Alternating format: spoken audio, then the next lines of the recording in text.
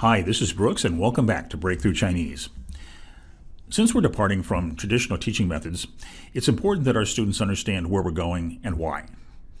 In previous videos, we've discussed why Chinese is so different from English and other adjacent languages. In today's program, we'll give you an overview of the methods we use for teaching Chinese. An overview of our foundational approach, some examples of how we use visual tools to explain Chinese grammar, and an example of what we mean by character networks.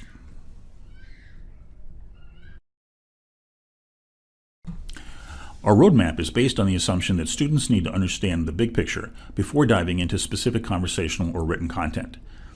In our own experience as students, we kept getting overwhelmed by each new concept. The analogy we like to use is that studying Chinese without some kind of conceptual framework is like trying to do a jigsaw puzzle without a picture of what the puzzle looks like when it's finished.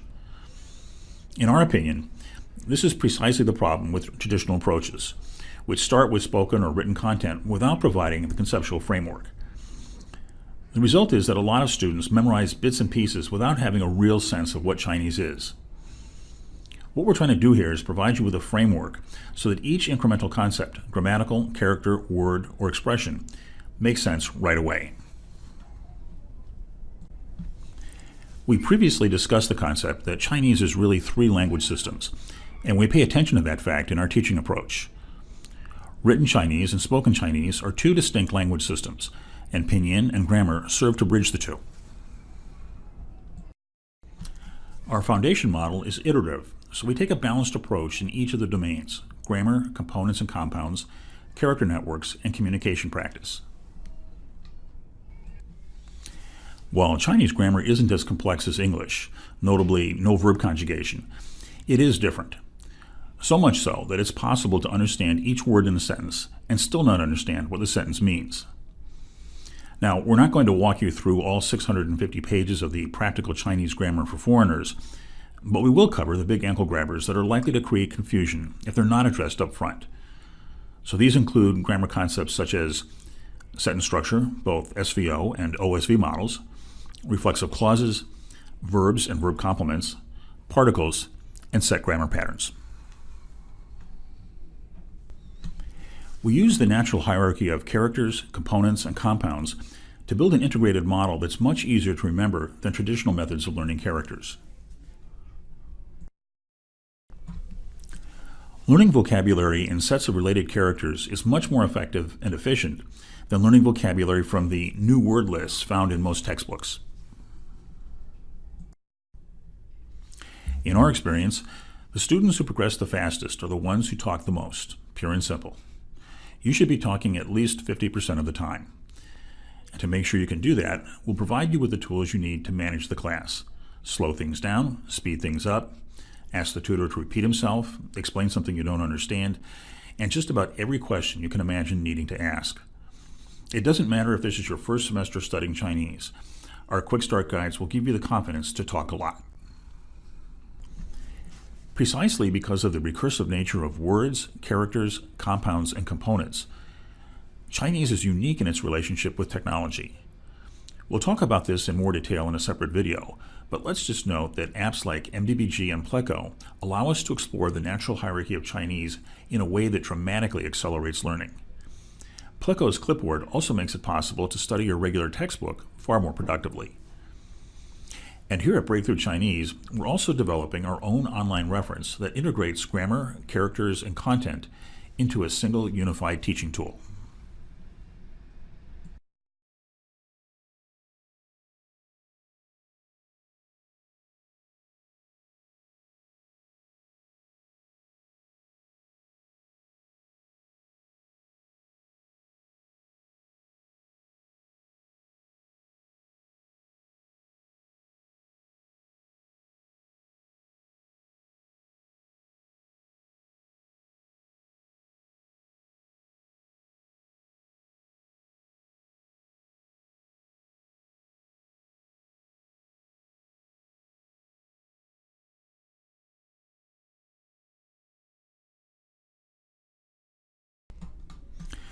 Okay, grammar may not be the most exciting topic in the world, so we're working on visual approaches to make it easier and more interesting. The following examples illustrate how sentence structure changes depending on what we're emphasizing. In this example, let's look at a basic SVO model to express I sell a car. 我卖车. This sentence doesn't provide any indication of present, past, or future, intent, or completion of the action, nor the disposal of the car. Now let's show whose car is being sold. Chinese doesn't have possessive pronouns, so it uses the particle de to indicate possession in what is effectively a reflexive clause. 我卖我的车. I sell the car that is mine.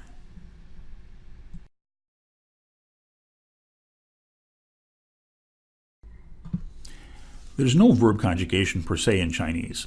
Particles are used to indicate that state has changed or that something has been experienced. But constructs other than verb conjugation are used to indicate past, present, and future. In this example, to express that the action is complete, we would say 我卖了我的车. In order to indicate time sense, specific date and time references are used. Time references always follow the subject. To express the concept that my car was sold yesterday, we would say 我昨天卖了我的车. I, yesterday, sell the car that is mine.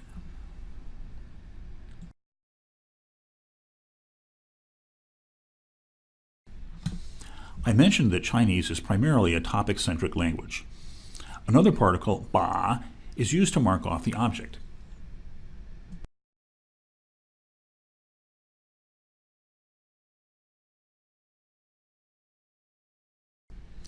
In a topic-centric model, we place the direct object right after the subject and flag it with ba.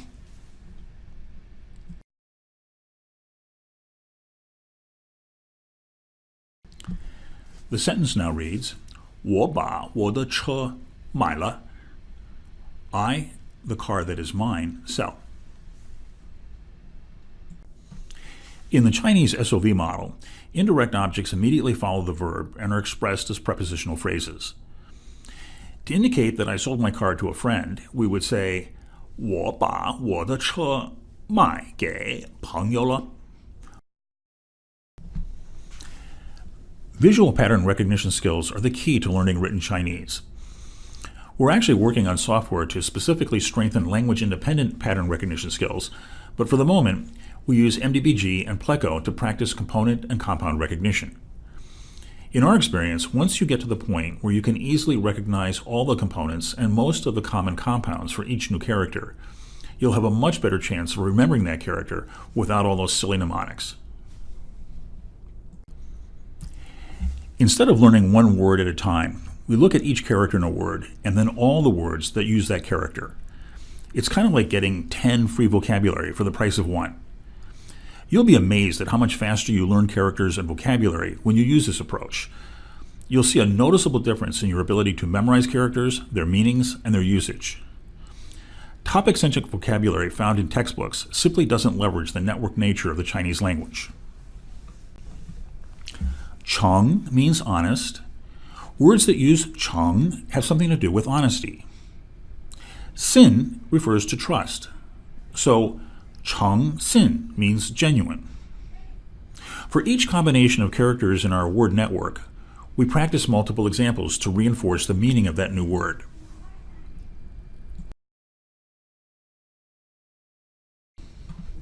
Cheng is also related to Zhen, which means real. So, Zhen Cheng means sincerely.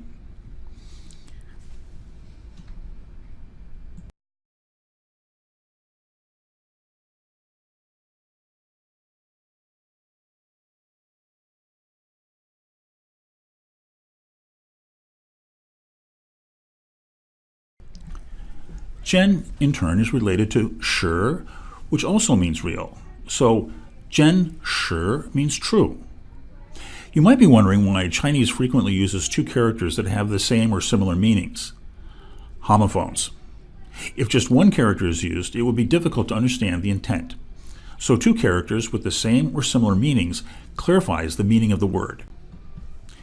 We already know that shi means real and sin means trust. So sin shi means reliable.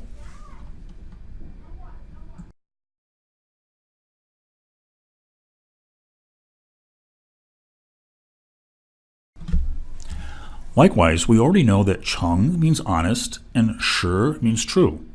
So Cheng Shi means honest.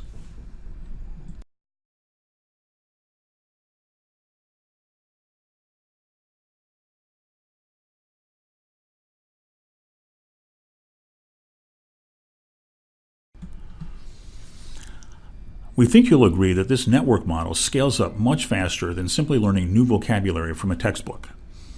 What's also important is that we can use MDBG and Pleco to generate these networks for each character that you're studying.